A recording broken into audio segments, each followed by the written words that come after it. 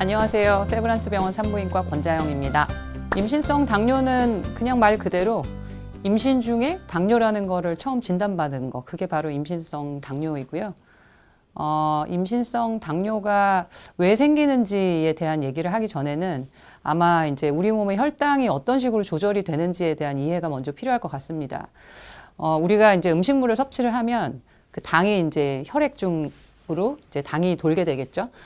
그런데 이제 그 상황에서 인슐린이라는 호르몬이 몸에서 분비가 됩니다. 그래서 그 인슐린이 혈중에 있는 당을 딱 붙잡고 세포 안으로 들어가요. 그래서 세포가 그 당을 쓸 수 있도록 그렇게 같이 이제 협력을 하고 있거든요.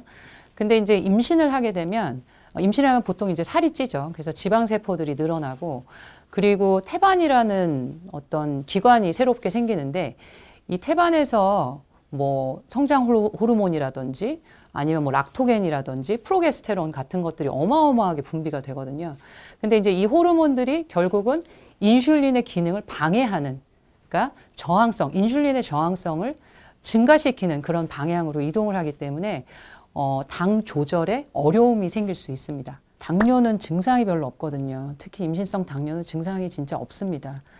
그렇기 때문에 선별 검사를 하는 것만이 내가 당 내성이 있다라는 거를 알 수 있는 유일한 방법입니다. 그래서 선별검사 시행을 제 시기에 잘 하는 것이 매우 중요하다고 말씀드릴 수 있겠습니다.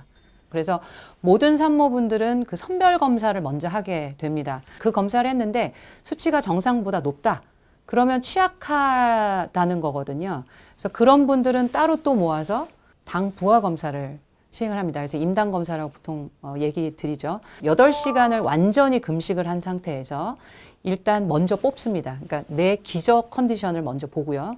그리고 난 다음에 100g 당을 먹고 1시간, 2시간, 3시간째 이제 피를 뽑게 됩니다. 그래서 각 시간대별로 얼마나 내 몸이 당을 소화시키는지 그 수치를 보면서 이 총 4번의 체열 중에 2번 이상 수치가 높게 나오면 그때는 임신성 당뇨가 있다라고 진단을 내리게 됩니다. 먼저 치료의 필요성에 대한 말씀을 먼저 드릴게요.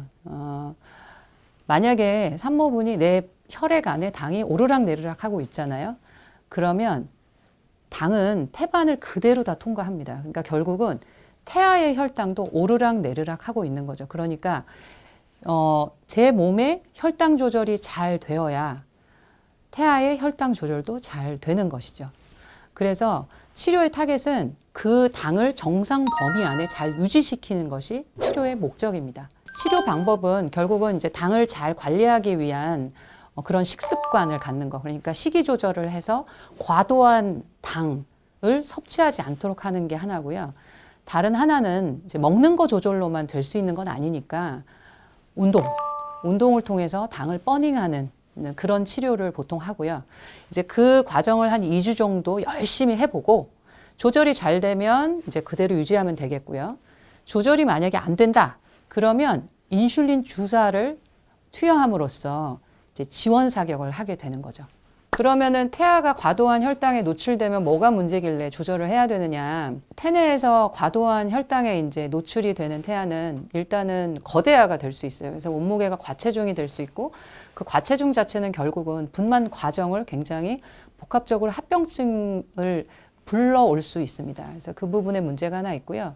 그리고 역학조사 결과를 보면 그 임신성 산모에게 출산한 그런 신생아들의 성장 과정을 보면 당뇨의 발생 빈도가 증가하고 또 다른 대사성 증후군의 발생 빈도가 증가한다고 알려져 있습니다. 그렇기 때문에 태내에서 당 노출을 적절하게 조절해 주는 노력이 엄마 입장에서는 매우 중요하다고 생각이 됩니다. 임신성 당뇨를 예방할 수 있는 방법은 아주 많지는 않은데 이제 딱 2가지 정도 꼽아본다고 하면 1번은 이제 임신을 준비를 하는 단계라고 하시면요.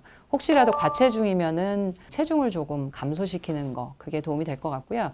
다른 하나는 이제 임신을 하고 난 다음에 사실 이제 입덧이 지나고 나면은 막 음식이 먹히거든요. 근데 그렇게 되면 이제 과도하게 또 지방 세포를 축적할 수 있고 인슐린의 어떤 저항성이 생길 수 있는 그런 컨디션이 될 수 있기 때문에 적절한 체중 관리, 임신 중에도 적절한 체중 증가를 유지하는 것이 주요한 예방법이라고 말씀드릴 수 있겠습니다. 마지막으로 산모분들에게 당부드리고 싶은 말씀은 임신성 당뇨는 출산하면 좋아집니다. 그러니까 임신 중에 내가 인슐린을 더 쓰게 됐는데 굉장히 중한 질환에 걸린 줄 알고 되게 걱정을 하시는데 출산하면 다 회복하거든요. 그런데 한 가지 꼭 기억하셔야 될 것은 임신으로 인해서 내가 당에 조금 취약하구나라는 거를 알게 되신 거거든요. 그렇기 때문에 그런 분들은 10년 이내에 실제 진짜 당뇨가 걸릴 수 있는 가능성이 증가된다고 이미 알려져 있습니다. 따라서 출산 후에도 적어도 한 3년에 한 번씩 정도는 당 부하 검사 등을 통해서 내가 당뇨가 혹시 있지는 않는지 잘 건강 관리를 하시는 게 필요할 거라고 생각됩니다. 순산하십시오.